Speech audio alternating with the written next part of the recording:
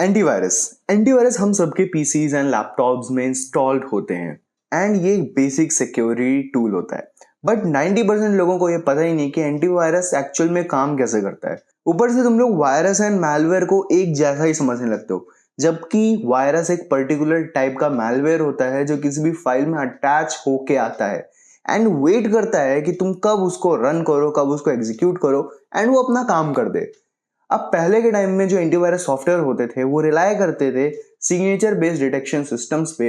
मतलब जो virus detect किए गए उनका डेटाबेस बनाया गया एंड उस डेटाबेस में सबका सिग्नेचर स्टोर कर दिया गया। तो जैसे भी आपके सिस्टम में कोई वायरस एंटर करने की ट्राई करता था या कभी एंटर करता था तो डेटाबेस से वो सिग्नेचर मैच होते ही एंटीवायरस सॉफ्टवेयर उस फाइल को डिलीट कर देता था। बट इसकी वजह से एक बहुत बड़ा सिक्योरिटी फ्लॉ क्रिएट हुआ। जो वायरस पहले से एग्जिस्ट करते थे उसी में थोड़ा बहुत चेंज कर दिया अगर अटैकर ने, या फिर एक दो लाइन का कोड भी चेंज कर दिया, तो वो एक ब्रांड न्यू मैलवेयर बनके रेडी हो जाएगा। एंड इसी को हम लोग जीरो डे थ्रेट भी कहते हैं। सो जैसे ही वो आपके पीसी में आएगा एंड इंस्टॉल हो जाएगा एंड रन भी होने लगेगा, क्योंकि पुराने टाइम वाला एंटीवायरस सॉफ्टवेयर उसे खुद अलाउ कर रहा है कि चल भाई तू रन कर ले, क्योंकि उसका सिग्नेचर ही मैच नहीं हुआ उसके डेटाबेस में जो वायरसेस के सिग्नेचर्स पहले से स्टोर्ड थे। अब न्यू एंटीवायरस सॉफ्टवेयर में ये अप्रोच चेंज हुआ। ह्यूरिस्टिक एनालिसिस के बेसिस पे जो फाइल आपने इंस्टॉल की है उसके बिहेवियर के बेसिस पे डिसाइड होता है कि वो वायरस है या नहीं। अगर वो इंस्टॉल प्रोग्राम कुछ भी कोर फाइल्स में, विंडोज की कोर फाइल्स में चेंज करने की ट्राई करता है या कोई भी प्रोसेस, कोई भी एग्जीक्यूशन बिना परमिशन के रन करता है, एंटीवायरस तुरंत उसको सैंडबॉक्स कर देगा एंड इसके बाद वो प्रोग्राम हट जाएगा।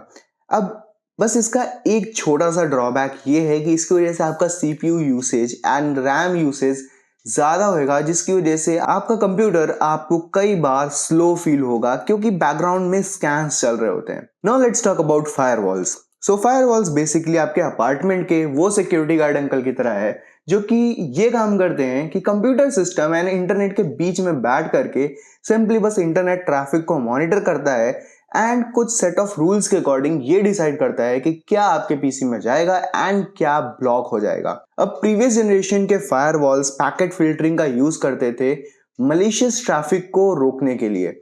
अब पैकेट फिल्टरिंग में बेसिकली कुछ डेटा चेक होता है, जैसे कि source IP address, destination IP address and port number.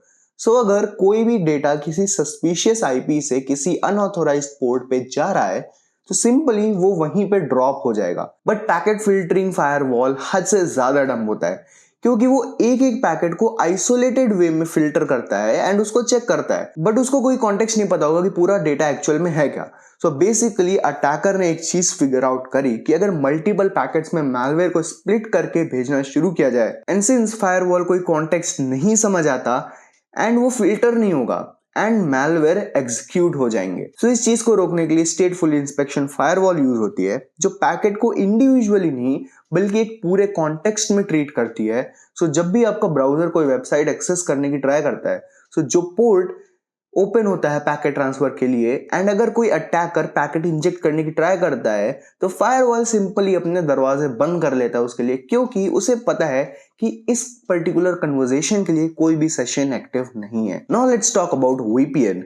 अब आपको पता होगा कि हम लोग वीपीएन क्यों यूज करते हैं। कुछ ऐसी मूवी साइट्स एक्सेस करने के लिए जो कि एक पर्टिकुलर रीजन या फिर कंट्री में ब्लॉक्ड हो, या फिर अपनी ऑनलाइन एक्टिविटीज को हाइड करने के लिए। नॉर्मली जब भी तुम किसी कैफे या होटल या स्टेशन के पब्लिक वाईफाई को यूज करते हो तो तुम्हारा कनेक्शन कंप्लीटली अनएनक्रिप्टेड होता है। इसका मतलब कोई भी हैकर आराम से तुम्हारा डेटा कैप्चर कर सकता है, ईव्सड्रॉपिंग कर सकता है एंड बैंक डिटेल्स आराम से चुरा सकता है। अब वीपीएन इसी चीज को थोड़ा सा सिक्योर कर देता है, थोड़ा सा इनक्रिप्टेड कर देता है। सो बेसिकली क्या होता है कि जो वीपीएन सर्विस प्रोवाइडर्स होते हैं वो एक टनल क्रिएट कर देते हैं रिमोट सर्वर्स तक एंड उसमें क्या होता है कि जैसे ही आप लोग कोई वीपीएन सर्विस यूज करते हैं तो आपका डेटा एनक्रिप्टेड हो जाता है इन जिब्रिश टर्म्स, जिब्रिश स्ट्रिंग्स। सो आपका जो इंटरनेट सर्विस प्रोवाइडर भी है वो भी कुछ नहीं देख पाएगा कि आप कौन सा डेटा, कौन सी वेबसाइट एक्सेस करने की ट्राई कर रहे हैं। अब इसमें एक इंटरेस्टिंग कैच ये है कि एक्चुअल वेब सर्वर में, फॉर एग्जांपल Vinetech.com पे जब आप एथिकल हैकिंग सीखने के लिए सर्च कर रहे होंगे एंड आप वीपीएन यूज कर रहे होंगे, तो जो हमारा वेब सर्वर है उसको भी आपका आईपी एड्रेस नहीं दिखेगा, उसको आईपी एड्रेस दिखेगा वीपीएन सर्वर का, जो कि वीपीएन सर्वर प्रोवाइड करेगा। सो आपका जो एक्चुअल आईपी एड्रेस है वो भी सिक्योर रहेगा। हाँ, बट अगर आप वीपीएन यूज कर रहे हैं तो ये समझने की गलती मत करना कि वीपीएन यूज करते ही आप कंप्लीटली एनोनिमस हो जाएंगे, एनोनिमस हैकर्स की तरह, क्योंकि वीपीएन सर्विस प्रोवाइडर्स हमेशा आपका डेटा स्टोर करते हैं। अनलेस कुछ अच्छे वीपीएन कंपनीज जो आपका डेटा स्टोर नहीं करते हैं, बट बहुत सारे वीपीएन सर्विस प्रोवाइडर्स आपका डेटा स्टोर करते हैं, आपका लॉग स्टोर करते हैं, एंड अगर गवर्नमेंट चाहे तो उनसे वो डेटा निकाल भी सकती है। And in some cases VPN service companies आपका डेटा थर्ड पार्टी को बेच भी सकती हैं। ऑल्सो वीपीएन यूज करने का मतलब ये नहीं है कि आप वायरसेस एंड मैलवेयर से सिक्योर्ड है, क्योंकि वीपीएन यूज करते हुए भी आपने कहीं गलत जगह अपना क्रेडेंशियल लीक कर दिया या फिर कोई क्रैक सॉफ्टवेयर इंस्टॉल किया जिसके अंदर मैलवेयर था, तो वीपीएन उस चीज को नहीं रोक पाएगा। एंड जैसे ही आप लोग उसको रन करेंगे आपके कंप्यूटर की बैंड बज जाएगी। Now let's talk about password managers. अब पासवर्ड मैनेजर एक बेसिक ह्यूमन फ्लॉ को प्रोटेक्ट करने के लिए बने हैं। अब बेसिक ह्यूमन फ्लॉ क्या है कि हम ह्यूमंस बहुत ज़्यादा लेजी होते हैं एंड हम लोगों को नहीं दिमाग चलाना होता कि हर जगह नया पासवर्ड लिखें या फिर हर बार हर एक नई वेबसाइट के लिए या फिर हर एक नए एप्लीकेशन सोशल मीडिया ऐप के लिए नया पासवर्ड याद करके रखें।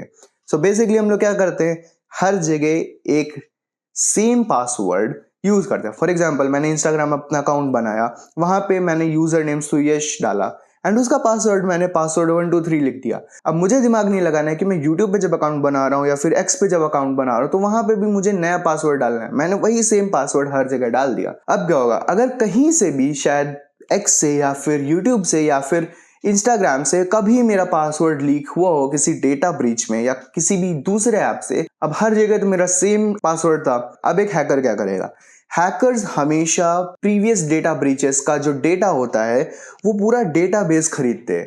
उससे वो लोग क्या करते हैं, एक ऑटोमेटेड स्क्रिप्ट रन करेंगे एंड हर एक वेबसाइट पे वो passwords and user name run करेंगे।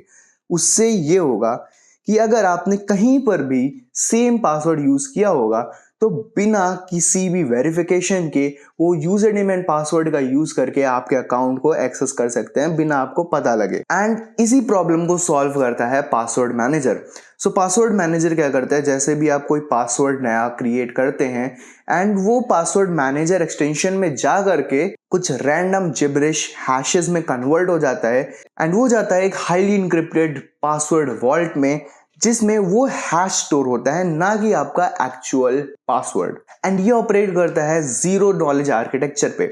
सो बेसिकली आपकी जो एनक्रिप्शन एंड डिक्रिप्शन की है वो आपके ही पीसी पे होती है, ना कि सर्वर पे। सो बेसिकली अगर उस सर्वर पे वो जो रैंडम हैशेस हैं लीक भी हो जाते हैं तो कोई मतलब नहीं बनता, क्योंकि जो भी एनक्रिप्शन एंड डिक्रिप्शन है वो आपके ही पीसी पे होगा, क्योंकि ये जो पासवर्ड मैनेजर पासवर्ड लॉक करता है वो अपलोड करने से पहले आपके ही सिस्टम पे लोकली लॉक्ड करता है। सो अगर कभी पासवर्ड मैनेजर कंपनी हैक भी होती है तो जो हैकर्स है उसको सिर्फ गार्बेज वैल्यूज मिलेंगी जो कि उसके लिए गार्बेज हैं, क्योंकि वो कुछ रैंडम हैशेस हैं जो कि वो डिक्रिप्ट नहीं कर पाएगा। Now let's talk about encryption tools. अब एनक्रिप्शन टूल्स इसलिए यूज होते हैं ताकि जो आपका डेटा आपकी hard drive, SSD, pen drive या फिर फोन की स्टोरेज में एट रेस्ट पड़ा होता है उसको प्रोटेक्ट करने के लिए। अब इमेजिन करो आपका जो लैपटॉप है वो हाईली प्रोटेक्टेड है, पासवर्ड्स लगे हुए हैं एंड अब कोई हैकर उस लैपटॉप को चुरा लेता है। आपको तो लगेगा कि मैंने तो पासवर्ड प्रोटेक्ट कर रखा है तो वो क्या ही मेरा डेटा एक्सेस कर पाएगा।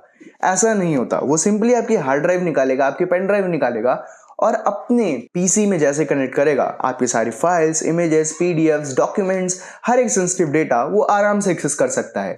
अब इसी चीज को रोकने के लिए एनक्रिप्शन टूल्स बनते हैं जो कि यूज करते हैं AES यानी एडवांस एनक्रिप्शन स्टैंडर्ड, जो कि 256 बिट एनक्रिप्शन की का यूज करके जो भी आपका डेटा है उसको एक रैंडम साइफर टेक्स्ट में कन्वर्ट कर देते हैं, जिससे आपका डेटा प्रोटेक्टेड रहता है। नाउ विंडोज बिटलॉकर जैसे टूल्स जो होते हैं वो यही काम करते हैं कि आपका जो डेटा है, आपकी जो OS ड्राइव है उसको कंप्लीटली एनक्रिप्ट कर देते हैं, कंप्लीटली लॉक कर देते हैं। तो जैसे ही आप अपना लैपटॉप ओपन करते हैं तो with in a fraction of seconds जो आपका ऑपरेटिंग सिस्टम है, जो आपका विंडोज बिटलॉकर है, वो यही काम करता है कि तुरंत जो आपकी डिक्रिप्शन की होती है आपके पीसी में स्टोर्ड, उसका यूज करके वो उसको अनलॉक करता है। एंड अगर ये की वहां से मिसिंग होगी तो आपका डेटा आप कभी एक्सेस ही नहीं कर पाओगे, एंड जस्ट सिंपली आपका डेटा एक रैंडम साइफर टेक्स्ट में स्टोर्ड रह जाएगा and it will remain as same as a random cipher text. अब इसी चीज का यूज करके जो हैकर्स होते हैं वो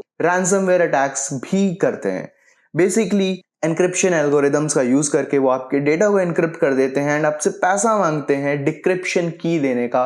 तो जब तक आप वो डिक्रिप्शन की के लिए पैसा नहीं देंगे, आपका डेटा हमेशा के लिए एनक्रिप्टेड हो जाएगा एंड आप उसको कभी भी अनलॉक नहीं कर पाएंगे। Not talk about packet sniffers. Packet sniffers का नाम आपने सुना होगा, वायर शार्क। अब वायर शार्क पे मैंने एक पूरा कंप्लीट कोर्स भी बनाया है जिसमें वायर शार्क कैसे यूज करते हैं वो भी सिखाया। अब बेसिकली जो नेटवर्क एडमिन्स होते हैं वो वायर शार्क का यूज इसलिए करते हैं ताकि नेटवर्क में ट्रबल शूटिंग कर पाए, या फिर नेटवर्क में अगर कोई फ्लॉ है या फिर कोई बॉटलनेक क्रिएट हो रहा है या फिर कोई बग्स हैं उसको देख पाए, उसको सॉल्व कर पाए। बट अगर यही टूल, यही वायर शार्क किसी मलिशियस हैकर के हाथ में लग जाए एंड आप मान लो किसी कैफे के ओपन पब्लिक वाईफाई पे बैठे हुए हो जो कि अनएनक्रिप्टेड है, अब बेसिकली उस नेटवर्क पे जितना भी ट्रैफिक रन कर रहा होगा अटैकर फोर्स करेगा अपने नेटवर्क कार्ड को उसको रीड करने के लिए, उसको कैप्चर करने के लिए।